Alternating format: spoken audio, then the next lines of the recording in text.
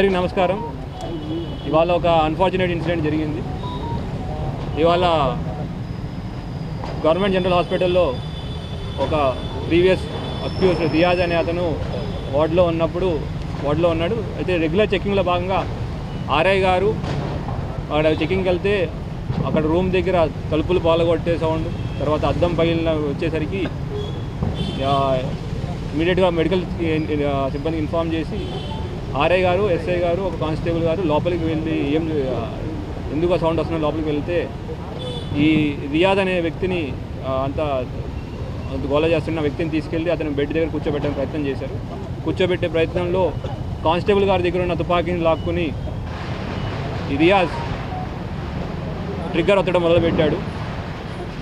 అది పాడేయని ఆర్ఐ చెప్తున్న వినకుండా ట్రిగ్గర్ ఒత్తుతుంటే గత్యంతరం లేక ఆర్ఐ గారు ఫైర్ చేయడం జరిగింది. అక్కడి నుంచి అంత ఫైర్ చేయడం బుల్లెట్ ఇంజురీస్తో రియాజ్ ఆడ కింద పడిపోయాడు.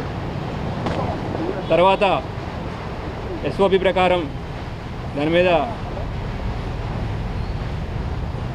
కేసు రిజిస్టర్ చేయడం అండ్ ఎంక్వైరీ చేయడం జరుగుతూ ఉంది. Thank you sir. జరుగుతుంది పోస్ట్ మార్టం, ఇంక్వెస్ట్ అవన్నీ గైడ్లైన్స్ ప్రకారం అన్ని కరెక్ట్గా జరుగుతున్నాయి.